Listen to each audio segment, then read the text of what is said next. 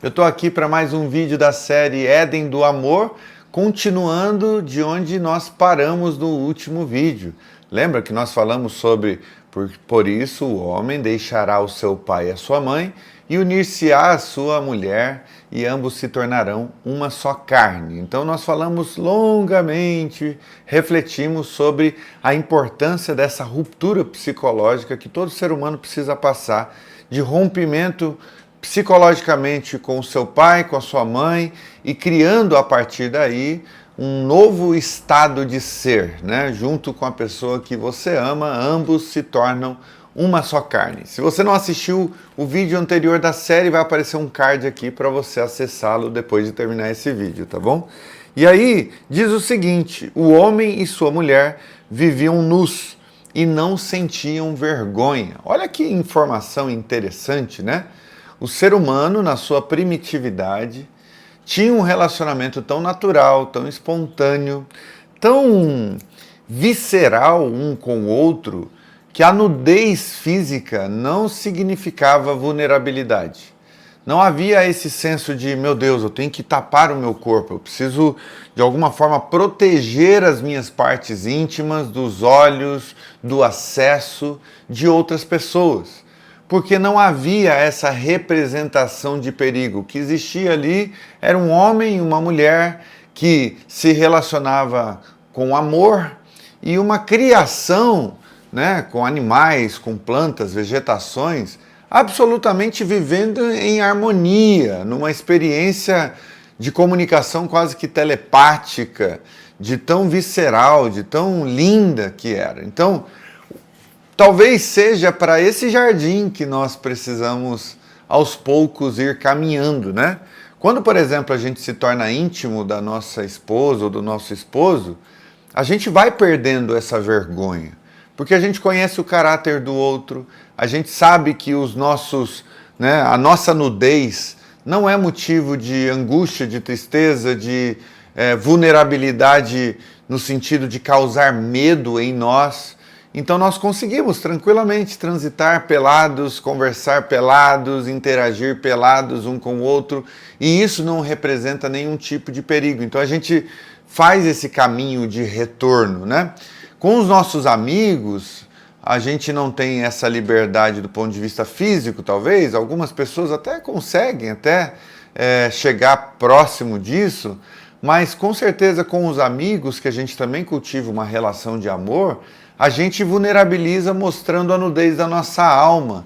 E a gente não sente vergonha de ser quem nós somos para os nossos amigos. Então, isso é uma coisa interessante. Parece que de alguma forma a gente está voltando para o Éden quando a gente decide viver uma experiência de uma vida cheia de amor.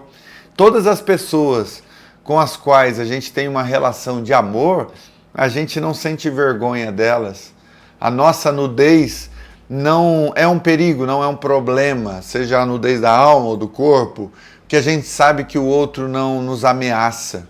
O amor cria um elo tão profundo entre os seres humanos que você é capaz de dormir de olhos fechados e acreditar que esse outro ser humano que está próximo de você não vai te apunhalar pelas costas, não vai fazer mal a você. Então, se transforma de fato numa relação de confiança. Amor e confiança são coisas que andam de mãos dadas. E aqui nós temos isso na sua máxima potência. O homem e sua mulher viviam nus e não sentiam vergonha. E é bem interessante a gente pensar nisso, porque logo a seguir a gente vê o relato de que o homem e a mulher comem do fruto proibido. E eles não comem assim como quem está contrariado, né? Às vezes a gente vê umas interpretações bíblicas, né? Do tipo, olha, a mulher, ela comeu do fruto proibido e o homem comeu de maneira inocente. Não é isso que acontece. Na verdade, os dois formavam uma unidade. Era uma unidade de decisões. De tal maneira que quando um comeu e ofereceu ao outro, o outro comeu sabendo o que estava comendo. Então eu vou ler esse relato para vocês, que diz o seguinte: ora, a serpente era o mais astuto de todos os animais selvagens que o Senhor Deus tinha feito. E ela perguntou à mulher: foi isso mesmo que Deus disse? Não comam de nenhum fruto da árvore ou das árvores do jardim? Respondeu a mulher à serpente: podemos comer do fruto das árvores do jardim, mas Deus disse: não comam do fruto da árvore que está no meio do jardim, nem toquem nele. Do contrário, vocês morrerão. Perceba que Deus não falou para os seres humanos não tocarem, né? Isso aí já tem a interpretação dela. Talvez ela sentiu algum tipo de restrição tão clara, tão evidente, que ela diz: olha, eu não vou nem relar para não correr o risco de comer. E aí no relato dela, a serpente, ela vai dizer: olha, Deus disse para não comer nem tocar nesse fruto. Disse a serpente à mulher: certamente não morrerão. Deus sabe que no dia que dele comerem, seus olhos se abrirão e vocês, como Deus, serão conhecedores do bem e do mal. Quando a mulher viu que a árvore parecia agradável ao paladar, era atraente aos olhos e, além disso, era desejável para dela sob ter discernimento, tomou do seu fruto, comeu e deu até a seu marido, que comeu também. E os olhos dos dois se abriram. Bom, vamos ficar aqui por enquanto. Primeiro, para falar sobre as interferências externas que todo relacionamento pode sofrer. Aqui é a figura da serpente que se aproxima sorrateiramente, que coloca dúvidas, né, sobre aquilo que Deus disse e cria algum tipo de confusão, cria algum tipo de distração em relação à referência máxima que a gente tem. E todo relacionamento tem as suas tentações, todo relacionamento a dois tem os seus desafios, tem essas serpentes que ficam ao derredor, de alguma maneira, plantando coisas, né? Causando algum tipo de sentimento, provocando e levando o ser humano a pensar nos limites do seu poder, da sua ação, das suas decisões. Então é muito interessante a gente pensar nisso, né? Porque na convivência a dois, por exemplo, né, nós vivemos situações em que um fica chateado com o outro, um fica magoado com o outro, um dá uma resposta que o outro não gostaria que ele desse ou ela desse, né? Um não atinge as expectativas do outro. Então, o relacionamento ele é feito de fortes emoções, de emoções que vão da admiração, da alegria, da surpresa positiva, do êxtase, do orgasmo, das coisas maravilhosas que o relacionamento pode trazer, tanto quanto todo relacionamento, por mais saudável que seja, também prova dos sentimentos de dúvida, de medo, de insegurança, de será que ele me ama, será que ela me ama, será que eu vou conseguir dar conta desse relacionamento, será que eu vou conseguir levar isso adiante, a vencer os limites, a me adaptar às situações que o relacionamento exige. Então veja, todos nós passamos por essa montanha russa de sentimentos, de perguntas, de pensamentos. E quais são as interferências externas, né, perigosas, nocivas? São aquelas que não nos permitem pensar com lucidez e decidir com lucidez. Nesse caso aqui especificamente, é a serpente que traz essa dúvida, dizendo: olha, mas não, Deus disse que vão morrer, mas de forma alguma. Vocês não vão morrer. E é essa coisa do não vai acontecer. Vocês não vão sofrer as consequências pelas suas decisões. Sabe? Todo relacionamento em algum momento vai passar por algo assim. Não, pode falar à vontade, pode expor toda a sua raiva no outro, sem medo. Não vai acontecer muita coisa. Não, pode trair sim, não tem problema não. É só um caso de amor, afinal de contas, ele não quer sexo toda hora, afinal de contas, você também é filha de Deus, ou ele é filho de Deus. Então, não, fica tranquilo, a vida não tem consequências. Pode tomar decisões à vontade, que nada vai criar nenhum tipo de consequências dentro do relacionamento de vocês. Me parece que essa é uma das aplicações dessa tentação da serpente na relação desses dois. Não, tá tudo bem, pode tomar decisões contra a verdade e não haverão consequências. Hoje em dia a gente está vivendo um tempo onde os relacionamentos estão se abrindo cada vez mais, né? Homens e mulheres que tem um tipo de relacionamento que abarca outros casais, né? Ou traz uma mulher para o relacionamento, ou traz um homem, e acham que não tem nenhum tipo de consequência, sabe? Quebrar as barreiras da exclusividade, está tudo bem, vai dar tudo certo sempre. E me parece que nós temos muitos dados, né, históricos que comprovam que o melhor relacionamento possível é aquele em que dois seres humanos se comprometem em amor um com o outro. Isso significa que todas as suas necessidades sexuais serão supridas o tempo todo? Lógico que não. Isso significa que esse relacionamento vai ser perfeito? Lógico que não. Isso significa que esse relacionamento será feito de suficiências sempre? Claro que não. Mas significa que nós temos que também precisamos aprender também a conviver com as nossas faltas. Aprender a nos adaptar, a lidar com as situações que não são talvez ideais ou que talvez exijam da gente uma inteligência emocional, uma capacidade de ter paciência, uma habilidade de conduzir a relação de uma outra forma, e que muitas vezes a gente fica procurando por atalhos. De alguma forma a gente não quer sofrer, a gente não quer esforço, a gente quer que as coisas cheguem a nós sempre de uma maneira muito rápida. A paixão, naquele período da paixão em que o nosso coração, né, ele está absolutamente movido na direção do outro, esse momento traz a sensação de que tudo vai ser fácil, porque é um período em que tudo dentro de você se move na direção do outro e você, inclusive, às vezes até esquece outras dimensões importantes da vida. E aí, quando a paixão ela arrefece, ela esfria, e então dá lugar a uma construção de amor, muito esforço terá que ser empreendido dentro desse relacionamento.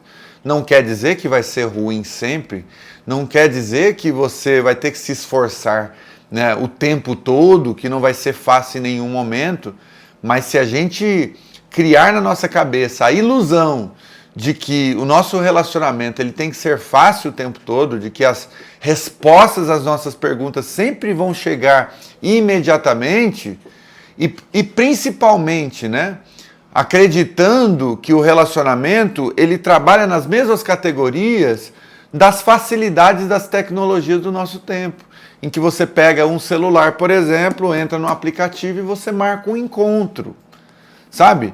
Essa coisa de uma vida facilitada dos tempos modernos, muitas vezes cria nas pessoas uma incapacidade de esperar, uma incapacidade de suportar o tempo necessário para o amadurecimento da relação.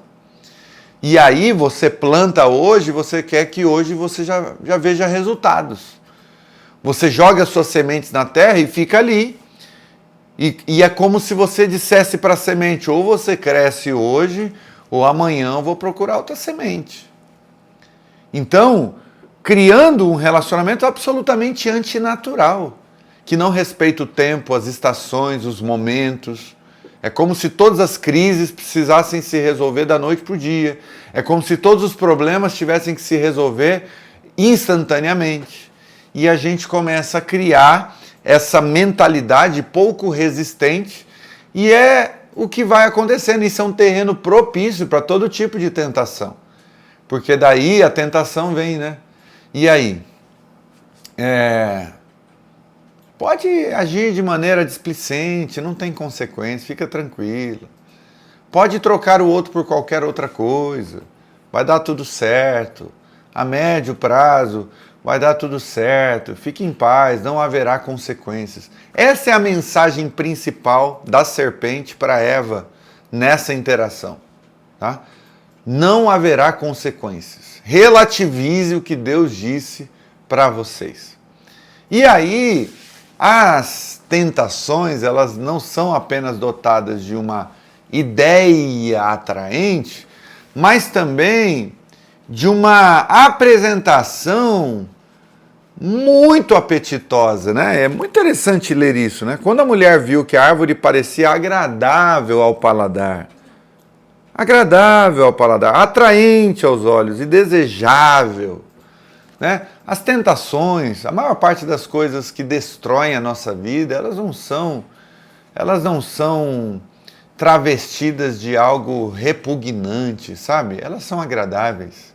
É agradável você pensar, né, que você pode trazer uma nova mulher para o seu relacionamento e ter aquela experiência sexual incrível, né, digna dos filmes pornográficos que você assistiu na sua adolescência. Essa ideia, ela é muito atraente.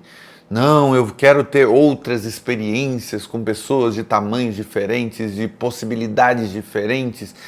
Isso é muito atraente às vezes, né?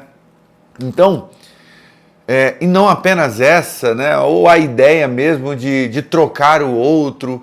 Você diz, meu Deus, tem tantas pessoas aí carentes, que se eu estalasse os dedos, talvez, né, eu conseguiria acessar o seu coração, a sua mente, o seu corpo, e aí você começa a se sentir atraído a essas possibilidades que não fazem bem nem para a sua alma, nem para o seu relacionamento, pelo contrário, representariam a morte desse relacionamento.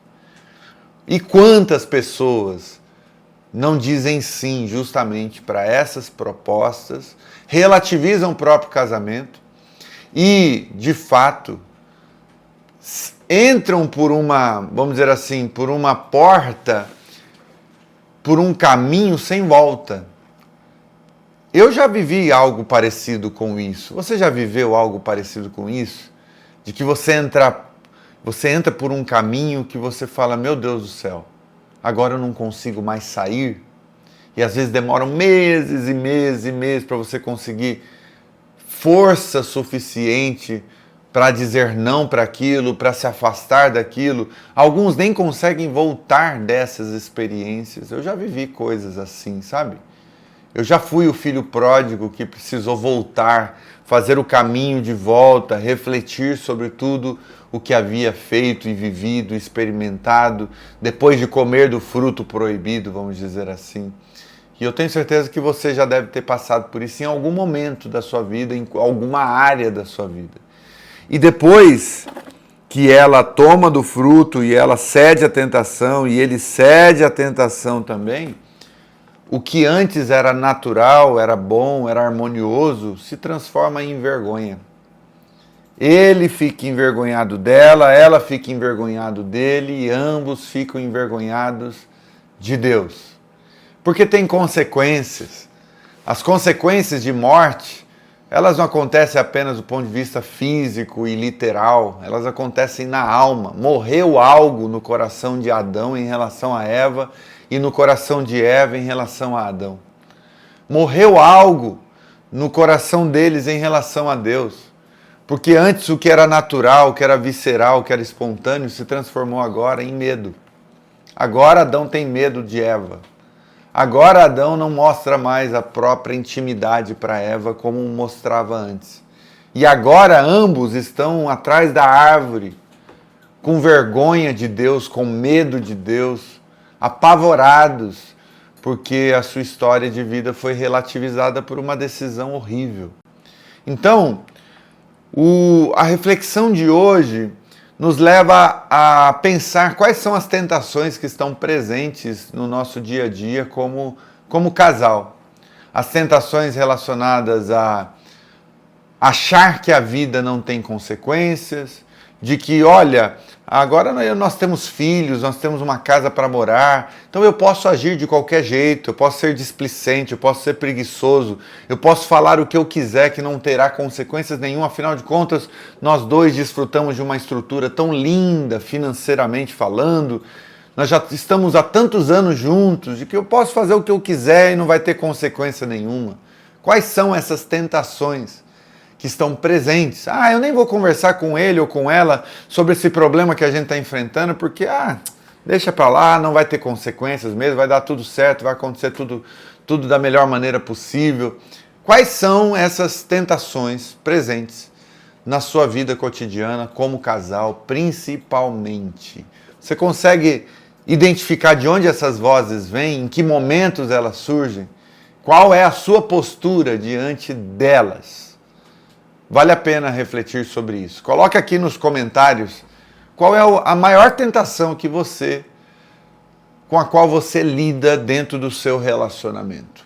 Às vezes o outro sabe dessa tentação, às vezes é uma coisa só sua, que você tem que lutar todos os dias para lidar com ela. Coloque aqui nos comentários, vamos conversar melhor a respeito disso. E também vai aparecer um outro vídeo aqui para você continuar refletindo com a gente sobre a felicidade a dois. Até o próximo vídeo, então.